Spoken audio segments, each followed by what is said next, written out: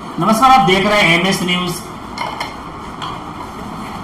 एक स्कूल ऐसा है शिवहर जिले का जो अभी हाल के दिनों में खुला है और इनके कारनामे को देखने के बाद आप अंदाजा लग सकते हैं कि किस तरह से एचएम स्कूल जो है अपने अनुभव का परिचय दे रही है।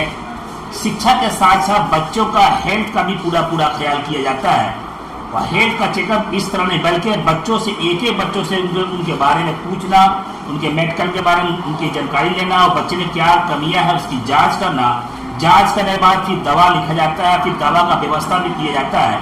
तो हमें लगता है ये शिवहर जिले में एक ऐसा स्कूल है जहाँ पे शिक्षा के साथ साथ स्वास्थ्य का भी पूरा ख्याल किया जाता है। मेरे सामने डॉक्टर सोनल सिंह मौजूद है जो स्पेशलिस्ट डॉक्टर है और कहीं ना कहीं इस स्कूल परिवार से भी उन्हीं का ये पार्ट है। आइए जानते हैं कि बच्चों में किस तरह का जो है बीमारियां होती है स्टार्टिंग में और कैंप लगाने के पीछे इनका उद्देश्य क्या है और किन किन बिंदुओं पर जो है पेरेंट्स को बच्चों के प्रति ख्याल करना चाहिए। पहले मीडियम आपका स्वागत है मैम। नमस्कार, धन्यवाद मेरा स्वागत करने के लिए। जिस तरह से आप डॉक्टर साहब आपने कैंप लगाया है और शिविर के माध्यम से बच्चों को जांच कर रहे थे और सभी बच्चे का उम्र लगभग कोई 2.5 साल है, 3 साल है, 5 साल है, लगभग इसी 10 साल के आसपास में है। तो बच्चों में क्या क्या कमियां पाई गई है और इन्हें किस तरह से विशेष रूप से ख्याल किया जाता है, डॉक्टर हमें बताइए। अब छोड़ बोलिए। पहले तो यह कैंप एक्चुअली में मौखिक स्वास्थ्य और जो भी रिलेटेड बीमारियां होती हैं उसकी जागरूकता के लिए किया गया है। इसके लिए HM innovative and Sonar and medical and educational trust के लिए बहुत बहुत धन्यवाद। दूसरी बात कि जो भी हमारे यहाँ स्कूल में बच्चे हैं वो प्रेप से लेके हम लोग का 9th क्लास तक चलता है जिसमें कि हर एक उम्र के बच्चे हैं। तो सब उम्र में अलग अलग तरह की दांतों की रिलेटेड प्रॉब्लम्स होती हैं। जैसे किसी को मुंह से दुर्गंध होता है, छोटे बच्चों में अक्सर हम लोग देखते हैं कि सड़न होती है, दांतों में टेढ़े मेढ़े दांत होते हैं। तो हम लोग इसको अगर शुरुआत के ही उम्र से अगर इसको हम लोग ठीक से रखें, दांतों की जो सड़न है उसको ठीक करके रखें, तो आने वाले टाइम में जो भी दांत परमानेंट होते हैं जो आते हैं तो वो सब बहुत अच्छे कंडीशन में रहते हैं। और इसके कारण आगे चल के कोई और परेशानी भी होती है, जैसे टेढ़े मेढ़े दांत होते हैं, कुछ भी होते हैं, तो अगर उसको शुरुआती उम्र से अगर हम लोग ठीक से रखें तो आगे चल के बच्चों में ये सब प्रॉब्लम्स कम होती है डेंटल रिलेटेड। जिसमें स्कूल ने पहल किया, हालांकि स्कूल में बच्चे लगभग 6 घंटे 8 घंटे इससे अधिक तो रहते नहीं है, लेकिन जो अधिकतर समय जो है वो कहने के परिवार के साथ गुजरता है। तो इनके खान पान का ख्याल करना चाहिए बच्चों को, एकदम ख्याल करना चाहिए। जैसे माता पिता को एकदम बैलेंस डाइट बच्चों को देना चाहिए, एकदम भी कि मीठा एकदम नहीं कि एकदम बंद कर दें, जो कि बहुत ही मिसकंसेप्शन है कि बस खाली सब कुछ मीठे से ही होता है। ज़रूरी नहीं है कि बस खाली मीठे से ही सब कुछ होता है। आप कुछ भी बच्चे को दे रहे हैं तो उसके बाद में प्रॉपर क्लीनिंग की भी बहुत ज़रूरत है बच्चों को।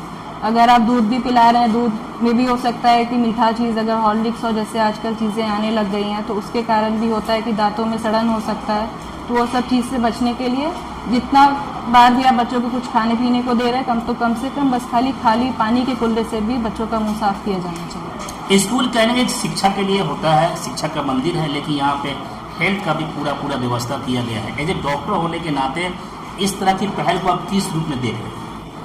देखिए, एजुकेशन के साथ साथ हेल्थ भी बहुत ज़रूरी है। अगर हेल्थ अच्छा रहेगा तो बच्चे एजुकेशन भी बहुत अच्छे तरीके से करेंगे। और स्पेशली दांत का हेल्थ ऐसा होता है जो कि ओवरऑल बॉडी पे भी असर डालता है। कई बार ऐसा होता है कि मौखिक अगर स्वास्थ्य अगर ठीक नहीं है तो उसके कारण हृदय रोग हो सकता है, डायबिटीज़ जैसे मधुमेह हो सकता है। तो ये सब इंटरलिंक्ड बीमारियां हैं जो कि अगर दांत का स्वास्थ्य अगर ठीक नहीं है तो ये ओवरऑल हेल्थ पे भी असर करता है। इसीलिए हम लोग बोलते हैं एज अ डेंटिस्ट कि हर एक 6 महीने पे एक बार रूटीन डेंटल चेकअप करवाना चाहिए। सील तो अन्य जगह लगते हैं, सरकार भी लगाती रहती है, जगह जगह कैंप भी खुलता है, लेकिन जिस तरह स्कूल के द्वारा इस पहल को किया जा रहा है और एक बच्चों से बाकायदा उसके बारे में पूछा जा रहा है, जानकारी की आपको क्या प्रॉब्लम है, क्या परेशानी है, फिर उनको लिखा जा रहा है।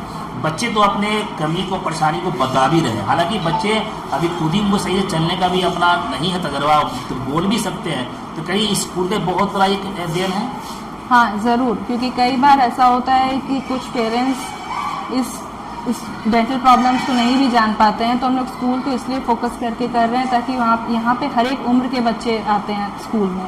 तो ऐसा क्या होता है, ओवरऑल आप ग्रुप के बच्चों को सबको देख रहे हैं और एकदम एक लेवल पे देख रहे हैं। तो जो भी कुछ डिफ़िकल्टी होती है वो हम लोग खुद डायग्नोज करके फिर उसका ट्रीटमेंट प्लान करके साथ साथ हम लोग अपने कैंप में दवाई भी दे रहे हैं। अक्सर बच्चे घर पे जब रहते हैं तो माता पिता जिद करते हैं मुझे टॉफ़ी खाना है, मुझे बाजार के सामान खाना है, तो क्या उन सामानों से भी बच्चों पर असर पड़ते हैं? ज़रूर पड़ता है। बस पेरेंट्स एज अ गार्जियन ध्यान रखें कि जब भी आप नरिशमेंट वाला खाना दे रहे हैं तो उसमें ये सब चीज़ें कम होना चाहिए और ग्रीन लीफी वेजिटेबल्स जैसे हरी सब्जियां ये सब हो गई, फ्रूट्स वगैरह ये सब ज़्यादा होना चाहिए।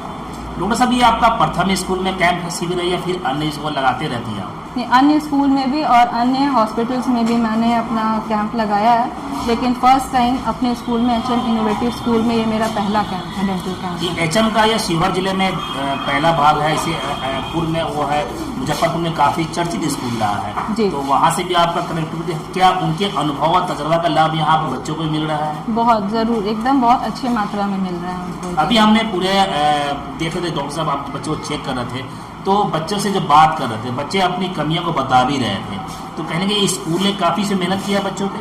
हाँ, बहुत मेहनत किया है, सबने बहुत सपोर्ट भी किया है, इसके लिए बहुत बहुत धन्यवाद। डॉक्टर साहब, क्या थोड़ा अपने बताएंगे अपने बारे में कि स्पेशली डॉक्टर होने के नाते इन पेरेंट्सों को बच्चों को लेकर किन किन बिंदुओं पे ख्याल करना चाहिए और किन किन चीज़ों पर वो सावधानी बरतनी चाहिए, थोड़ा अगर बताया जरा हमारे दर्शकों को। एज अ डॉक्टर मैं यही एडवाइस करूँगी कि पेरेंट्स को मतलब छोटी उम्र से ही बच्चों के दांतों का स्वास्थ्य का ध्यान रखना चाहिए, प्लस साथ साथ उनका हर एक 6 महीने पे एक रूटीन डेंटल चेकअप करवाना चाहिए। साथ साथ पेरेंट्स को भी अपना रूटीन डेंटल चेकअप करवाते रहना चाहिए, क्योंकि कई बीमारियां ऐसी होती हैं जो कि माँ बाप के थ्रू बच्चों को भी वो हो सकती है। जैसे कभी कभार जो प्रेग्नेंट लेडीज़ होती हैं, अगर उनमें अगर दांतों के सड़न की अगर शिकायत है तो उनको हमेशा अपना दांतों के सड़न का इलाज करवा लेना चाहिए, क्योंकि उसके कारण क्या होता है जो भी बच्चा आने वाला है उसमें भी ये दिक्कत पाई जा सकती है। इसीलिए जो भी प्रेग्नेंट लेडीज़ होती हैं उनको भी अपना रूटीन डेंटल चेकअप करवाते रहना चाहिए। कुछ बच्चों से बात करेंगे मैम, क्या क्या प्रॉब्लम को है, तो साहब मैं चाहूँगा जो बच्चा बोल रहा था कहाँ गया होगा, ये रहा तो आप इनसे बात करिए, आप पूछिए क्या दिक्कत थी बेटा आपको दांत में? दांत क्लीन हो गया है। दांत तुम्हारा ठीक हो गया है? पेस्ट मिला है, टूथपेस्ट?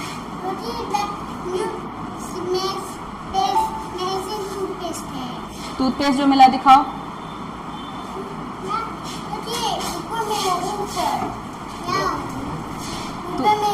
कितना बार तुम ब्रश करते हो ये बताओ?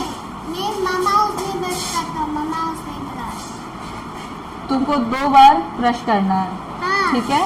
ठीक है मैम। और ज़्यादा मीठा नहीं खाना है, मीठा खाना भी है तो कुल्ला करना है। हाँ। पूरे तुम्हारा नाम क्या है बताओ, थोड़ा सा बात करो, पूछिए इनसे।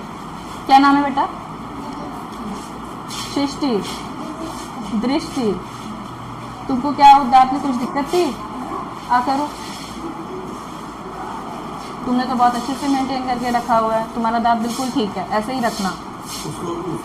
अच्छा मैम, एक चीज़ और, जैसे आपने कुछ दवाइयाँ लिखी हैं तो पेरेंट्स कहीं उस पर्ची समझ के ही बंद पेटी में पैक न कर दे, नहीं तो थोड़ा उनसे वो अपील कर दी जो पर्ची बच्चे को दिया गया है, जो बच्चे यहाँ पढ़ते हैं HM स्कूल में, उस दवाइयाँ वो जरूर मंगवा लें, मतलब अपील कर। इनसे अपील यही है गार्जियन से कि जिस भी बच्चों को दवाई जो भी रेकमेंड की गई है वो कृपया करके आप लोग खरीदें, और अगर नहीं समझ में आए कि डोजिंग कैसे देना है तो आप लोग दिए गए नंबर पे एक बार कॉल करके पूरी जानकारी लेने के बाद ही आप अपने बच्चों को दें, अगर कोई भी दिक्कत होती है तो। धन्यवाद। मेरे सामने मौजूद थी डॉक्टर सोनाली सिंह, जिन्होंने दोबारा स्पष्ट कर दिया है कि पेरेंट्स को भी बहुत ज़रूरी है कि अपने बच्चों का ख्याल करें, मेरा बच्चा क्या खा रहा है, क्या पी रहा है, विशेषकर बरस को लेकर उन्होंने कहा कि जो बीमारियां पैदा होती है, बड़ा विस्तार से आपने सुना होगा, बच्चों से उन्होंने बात भी करी है।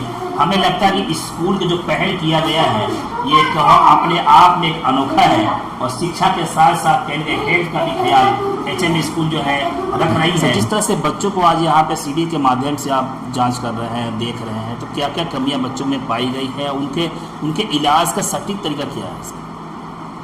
देखिए, इलाज की जहाँ तक बात है तो वो बहुत कम ही बच्चों में विस्तृत इलाज की ज़रूरत पड़ेगी।